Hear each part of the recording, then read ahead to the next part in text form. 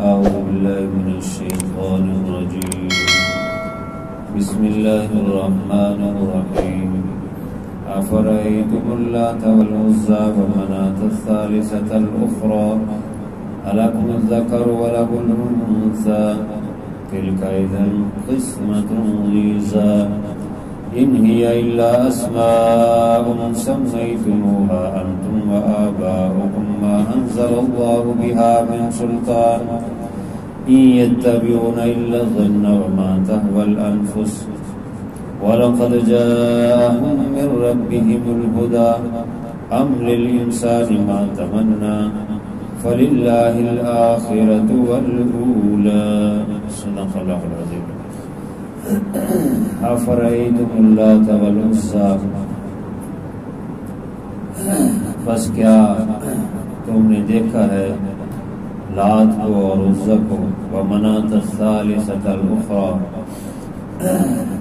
اور تیسرا منات جو پیچھے ہے اس کو بھی دیکھا ہے. یہاں اللہ تعالیٰ نے شرک کا رد کیا ہے، خصوصاً مشرکین نے جو بت بنا رکھے تھے. بعض ان میں سے ان کا نام لے کر اللہ تعالیٰ نے تردید فرمائی ہے. چنانچہ یہاں فرمایا کہ افرأیتم اللات والعزى، لات، عزا اور منات، یہ تین بت مختلف علاقوں اور قبائل نے بنا رکھے تھے جن کی یہ پوجا کرتے تھے. لات جو ہے یہ طائف کے اندر قبیلہ ثقیف والے جو ہے اس کی پوجا کرتے تھے. لاتا یلوتو یا لتو سے ہے جس کا معنی جھکنا، تو لوگ اس کے سامنے جھکتے تھے اور اپنی نظر و نیاز اس کے سامنے رکھتے تھے. حالانکہ نظر و نیاز کا مالک، مشکل کشا، حاجتوں کو پوری کرنے والا وہ صرف ایک اللہ ہے، لیکن اس کو چھوڑ کر جو ہے یہ ان بتوں کے سامنے جھکتے تھے. اور عزا جو ہے یہ مشرکین مکہ اس کی پوجا کرتے تھے. قریش والے اور دیگر جو ہے مکے کے جو قبائل تھے وہ اس کی پوجا کرتے تھے. اور انہوں نے اتنے زیادہ بت پرستی میں اور شرک کے اندر گر گئے تھے کہ حتیٰ کہ بیت اللہ جو ایک اللہ کی عبادت کے لیے بنایا گیا تھا، مقدس جگہ، اس کو بھی بتوں سے بھر دیا. اس کے اندر باہر بت رکھے ہوئے تھے. حتیٰ کہ فتح مکہ کے موقع پر جب بیت اللہ کھولا گیا تو بیت اللہ کے اندر حضرت ابراہیم علیہ السلام اور اسماعیل علیہ السلام کے بت بنا رکھے تھے، اور ان کے ہاتھوں میں پانسے کے تیر، جوئے کے تیر جو ہے وہ تھما رکھے تھے. اللہ کے نبی صلی اللہ علیہ وسلم نے فرمایا کہ ان کو توڑو، ان مشرکین پر اللہ کی لعنت ہو جنہوں نے اللہ کے نبیوں کو شرک میں ملوث کیا، حالانکہ وہ تو توحید کی دعوت دیتے رہے. اور ان کے ہاتھوں میں انہوں نے تو کبھی جوا یا اس طرح کی حرکت نہیں کی، لیکن یہ لوگ جو ہے ان کو جوئے کے تیر پکڑا کر جوئے میں ملوث کر رہے ہیں. غالیاذ باللہ وہ کوئی ایسی وہ تو ایک اللہ کو دعوت دیتے رہے. ابراہیم علیہ السلام کا قرآن پاک میں جا بجا ذکر ہے کہ وہ اپنے والد کو، اپنی قوم کو توحید کا درس دیتے رہے، حتیٰ کہ ان کو بہت ساری تکالیف بھی آئی.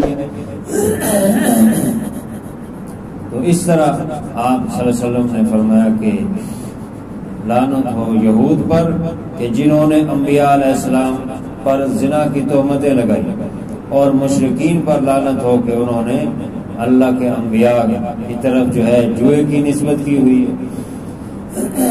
اس طرح جو ہے یہ لوگ جو ہے ان کے سامنے جو ہے تو عزا جو ہے بعضوں نے فرمایا کہ یہ ایک کسی نیک آدمی کا نام تھا جو مکہ کے اندر بیت اللہ کے پاس آنے والے جو لوگ حاجی تھے ان کو ستو وغیرہ پانی وغیرہ اور کھجوریں وغیرہ ان کو کھلایا کرتا تھا. تو نیک آدمی تھا, خدمت کرتا تھا. تو ان لوگوں نے جو اس وقت موجود تھے اس کے مرنے کے بعد یہ بت بنایا کہ ہمیں ان کے بت کو دیکھ کر ان کی نیکی یاد آئے گی, ہم یوں نیک عمل کرتے رہیں گے. پھر آنے والی نسلوں نے سمجھا یہ تو ہمارا خدا ہے, ہمارا مشکل کشا ہے, اور آہستہ آہستہ اس طرح ان لوگوں نے شرک شروع کر دیا. تو اس طرح جو ہے یہ حضور علیہ السلام سے 500 سال پہلے جو ہے یہ ابن لوئی نے جو ہے یہ شرک شروع کیا, اور 1500 سال تک ابراہیم علیہ السلام کے بعد جو ہے لوگ توحید پر رہے عرب کے لوگ. اور لیکن پھر آپ صلی اللہ علیہ وسلم کی بعثت سے 500 سال پہلے اس میں شرک ہو گیا, اور حتیٰ کہ فتح مکہ پر جو ہے بیت اللہ اور اس کے اندر باہر جو ہے بہت ہی بہت رکھے ہوئے تھے. جس طرح قوم نوح جو ہے انہوں نے بت بنا رکھے تھے, سورہ نوح میں ہے کہ ود, سوا, یغوث, یعوق, نصر جو ہے یہ 5 بتوں کے نام ہیں. یہ اس قوم کے نیک لوگ تھے, اور پھر انہوں نے ان کے بت بنائے ان کے مرنے کے بعد کہ یہ نیک لوگ ہیں تو ان کو دیکھ کر ہمیں خیر اور نیکی کے کام یاد آتے رہیں گے, اور بعد والی نسلیں آ کر ان کا احترام کرتے رہیں, اور پھر ان سے آگے آنے والی نسلوں نے سمجھا کہ یہ ہمارے خدا ہیں. تو اس طرح ود جو ہے یہ محبت کا خدا ہے, تو جن کے اندر لڑائی جھگڑے ہو جائیں تو وہ اس کی پوجا کریں, ان کے اندر محبت پیدا ہو جائے گی. اس طرح انہوں نے, اور اسی طرح یغوث جو ہے یہ غوث سے ہے, اور غوث کا معنی فریاد رسی کرنے والا. تو یہ سمجھتے تھے کہ ہماری فریاد رسی کرنے والا, ہماری سننے والا یہ ہے. اس طرح مختلف انہوں نے نسبتیں کر رکھی تھی.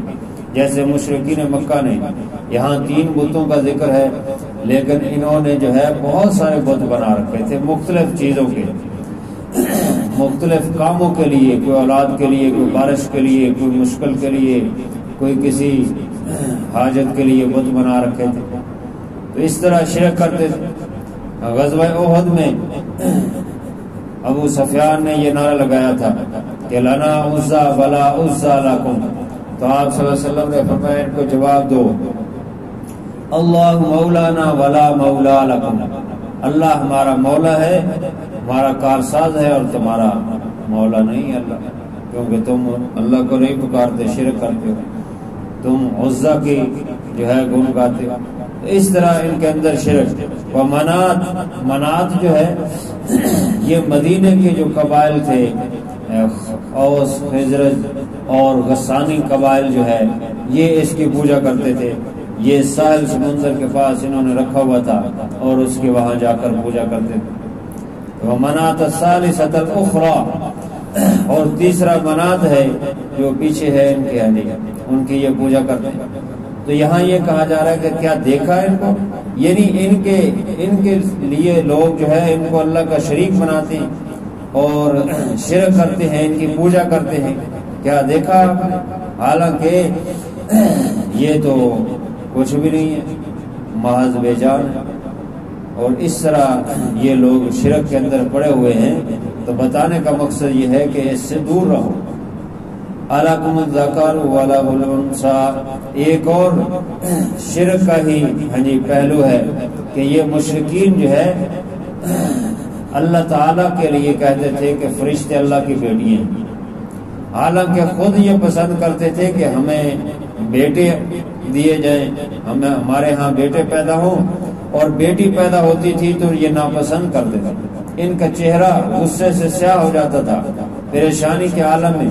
یہ اپنے خاندان اور قبیلے سے منہ چھپاتے تھے کہ یہ ہمارے ہاں بیٹی کیوں پیدا ہو گئی, حتیٰ کہ اس کو زندہ درگور کرنے سے بھی دریغ نہیں کرتے تھے. لیکن اللہ کی طرف نسبت بیٹیوں کی کرتے. تو اللہ تعالیٰ نے فرمایا کہ یہ کیا کر رہے ہیں, کہ کیا تمہارے لیے بیٹے ہیں اور اللہ کے لیے بیٹیاں ہیں. وہ ان سب چیزوں سے پاک ہے۔ اللہ صمد لم یلد ولم یولد تلک اذا قسمۃ ضیزی۔ یہ جو بیٹیوں کی تقسیم اور بیٹوں کی تقسیم انہوں نے کر رکھی ہے، اللہ کی طرح بیٹیوں کی نسبت کرتے ہیں، یہ تقسیم بہت ہی بھدی تقسیم ہے، بے انصافی پر مبنی تقسیم انہوں نے کر رکھی ہے۔ اللہ تعالیٰ کے لیے کوئی تقسیم نہیں۔ بیٹے بیٹیاں اللہ دیتا ہے سب کو، اور اللہ ان چیزوں سے بے نیاز ہے، وہ پاک ہے، نہ وہ کسی کا بیٹا ہے نہ وہ کسی کا باپ ہے۔ اللہ سمجھ وہ بے نیاز ہے۔ ولم یکن لہ کفوا احد، اور اس کے برابر کوئی نہیں، اس کی شان بہت اونچی ہے۔ ان ہی الا اسماء سمیتموها انتم وآباؤکم، نہیں ہے مگر یہ نام ہے جو رکھ لیے تم نے اور تمہارے آباء و اجداد نے، ایسے ہی نام رکھ لیے، یہ لات ہے، یہ عزا ہے، یہ منات ہے، یہ فلاں ہے، اور اسی طرح تم نے اللہ کے لیے فرشتوں کو بیٹیاں قرار دیا۔ یہ کچھ بھی نہیں ہے، ان کی حقیقت کچھ نہیں ہے۔ حقیقت یہی ہے کہ اللہ وحدہ لا شریک ہے، وہی ساری حاجتوں کا اور مشکلوں کا حل کرنے والا ہے۔ اور بعض بت بنا رکھے تھے انہوں نے اس لیے کہ وہ کہتے تھے کہ یہ کل کو ہماری سفارش کریں گے، اور سفارش بھی ایسی کہ اللہ مانے یا نہ مانے، اللہ راضی ہو یا نہ ہو، وہ ہر سوچ سفارش کر کے ہمیں بچا لے گا۔ تو یہ جبری شفاعت اس کو کہتے ہیں، اس کی کوئی حقیقت نہیں ہے۔ اللہ تعالیٰ کے ہاں کسی کوئی سفارش نہیں کر سکتا، نہ ہی کسی کے دم ہے، لا یشفع عنده، اللہ کے ہاں کوئی شفاعت نہیں کر سکتا۔ بہرحال فرمایا کہ یہ محض ایک نام مقرر کر رکھے، حقیقت ان کی کچھ نہیں ہے۔ ما انزل اللہ بہا من سلطان، نہیں نازل کی اللہ تعالیٰ نے ان کی کوئی بھی دلیل سند، کوئی دلیل اور سند ان کے پاس کچھ نہیں ہے۔ ان یتبعون الا الظن، نہیں پیروی کرتے مگر گمان کی، محض خیالات کی پیروی کرتے ہیں۔ وما تهوى الانفس، اور جو کچھ ان کے نفس خواہش کر رہے ہیں اس کے پیچھے چل رہے ہیں، ان کے نفسوں نے چاہا جو خیال کیا اس کے پیچھے چل رہے ہیں۔ یہی چیز دین کے بگاڑ کا سبب بنتی ہے، خواہشات کے پیچھے اور اپنی مرضی کے پیچھے، جو اپنے مفادات ہیں، اور جو معاشرے کے اندر برائیاں پیدا ہو جاتی ہیں، تو معاشرے کی تان و تشنیع سے بچنے کے لیے دین کو لوگ چھوڑ دیتے ہیں اور رسم و رواج کے پیچھے پڑ جاتے ہیں، اور یہی بدعات رسم و رواج پھر دین کی تباہی، بربادی اور دین سے دوری کا سبب بنتے ہیں۔ اس لیے فرمایا کہ یہ محض ان کے خیالات ہیں، یہ خواہشات ہیں جن کی یہ پیروی کر رہے ہیں، اور دین جو ہے وہ خواہشات سے پاک ہے، وہ اللہ کے حکم اور نبی کے طریقوں کا نام ہے، نبی کی سنت کے نام جو ہے وہ دین۔ وَلَقَدْ جَاءَهُم مِّن رَّبِّهِمُ الْهُدَىٰ، فرمایا یہ خواہشات نفس کے پیچھے چل رہے ہیں، اس کو چھوڑیں، البتہ تحقیق آ گیا ہے ان کے رب کی طرف سے ان کے پاس ہدایت ہے۔ جب حق اور سچ آ گیا اور ہدایت کا سامان آ گیا ہے تو پھر اس کو مانیں۔ اللہ تعالیٰ نے آخری نبی صلی اللہ علیہ وسلم کو بھیج دیا، آخری کتاب قرآن آ گیا، اب یہ کس چیز کا انتظار کر رہے ہیں؟ جب حق اور سچ اور ہدایت آ گیا، آخری پروگرام آ گیا، تو اب یہ خواہشات کے پیچھے نہ چلیں۔ شریعت نے ان سب چیزوں سے، اب یہ ان لوگوں نے ان نیک لوگوں کی بت بنا رکھے تھے، اسی لیے ہماری شریعت چونکہ ہمیشہ کے لیے ہے اور شعرائی اور عالمی اور ہمیشہ کے لیے قیامت تک ہے، اس لیے اللہ کے نبی صلی اللہ علیہ وسلم تصویر کو منع کر دیا، تاکہ تصویر سے آگے چلتا پھر شرک کا سلسلہ چل جاتا۔ کتنے لوگوں نے پیروں کی تصویریں بنا رکھی ہیں، کسی نے لکھا ہے یہ غوث اعظم کی تصویر ہے، کسی نے کہا یہ شیخ عبد القادر جیلانی کی تصویر ہے، اور ان کو سجا کر اپنے کمروں میں رکھا ہے، یہ سب شرک ہے اور کیا ہے۔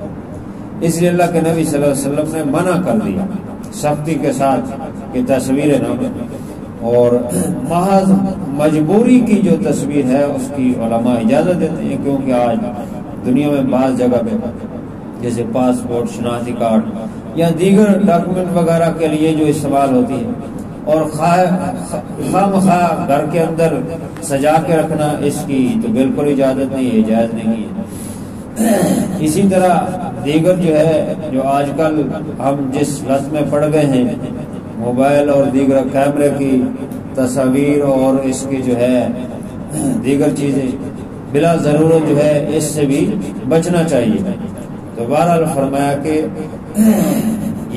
یہ شرک کا سبب بنا کہ انہوں نے نیک لوگوں کی اس نیت سے کہ ہمیں یہ نیک لوگ یاد آتے رہیں گے، تصویر بت بنا لی، اور آج ہم پیروں فقیروں کی تصویریں، بعض ہوٹلوں کے اندر ہاں جی ایسی تصویریں لگی ہیں جھوٹی جن کا کسی بزرگ سے تعلق نہیں، ایسی خیالی تصاویر بنائی ہوئی ہیں۔ تو بہرحال فرمایا کہ تمہارے پاس حق اور سچ آ گیا ہے، آخری پروگرام دین کا، لہذا اس کو فالو کرو، قرآن کو پیچھے چلو، اس کی جو حکم ہے اس کے مطابق زندگی بس۔ ام للانسان ما تمنا، کیا انسان کے لیے وہ ہے جو وہ تمنا کرے گا، ہر صورت اس کو مل کے رہے گا؟ نہیں، انسان کی ہر خواہش اور تمنا پوری نہیں ہوگی، بلکہ اللہ کا جو منشا اور چاہت ہے وہ پوری ہوگی۔ لہذا اپنی چاہت کو قربان کر دو اللہ کی چاہت پر، اللہ کے حکموں پر قربان کر دو، تو اللہ تعالیٰ کی رحمت اور مدد تمہاری طرف متوجہ ہو جائے گی۔